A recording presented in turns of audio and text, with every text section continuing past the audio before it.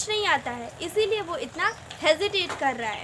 इसलिए अपनी हेजिटेशन को हमेशा दूर कर देना है।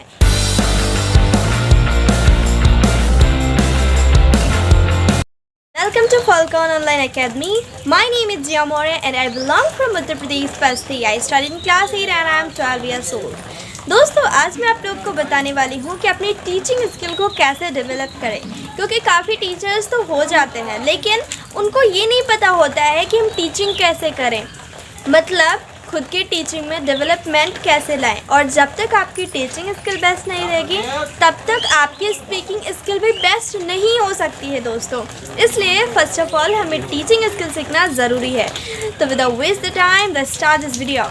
दोस्तों, सबसे पहले टीचिंग स्किल में आपका कॉन्फिडेंस होना बहुत ज़्यादा ज़रूरी है।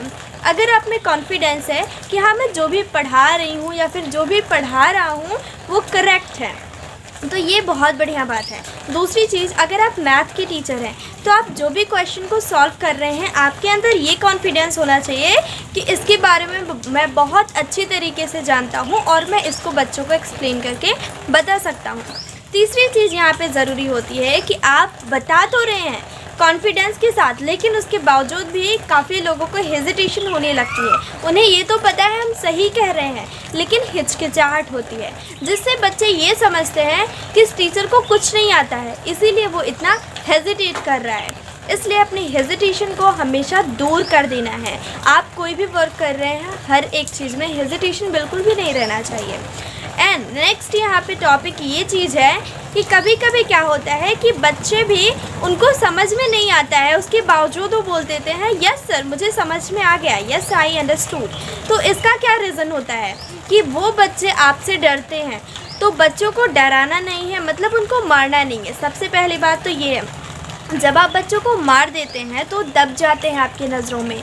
इससे क्या होता है कि वो बच्चे अपने सब्जेक्ट पर फोकस नहीं कर पाते हैं। मान लीजिए किसी बच्चे को बनना है इंजीनियर, अब उसको मैथ जो है सीखना चाहिए, लेकिन मैथ पर उतना जोर नहीं दिया जा रहा है जितना कि उस बच्चे के एसएसटी ग्रामर वगैरह पे ज़्यादा जो है ध्यान दिया जा रहा है। तो ये भी एक वीकनेस की प्रॉब्लम होती है कि हर एक सब्जेक्ट को बढ़िया से अच्छे तरीके से समझाएं। अगर आप मार पीट कर बच्चों को पढ़ाते हैं तो बच्चों को कभी भी ज़िंदगी में समझ में आने वाला नहीं है। नेक्स्ट चीज़, आपका जो है ओवर कॉन्फिडेंस ना हो कि आप इतनी ओवर कॉन्फिडेंस हो जाओ कि किसी से भी बहस कर सको।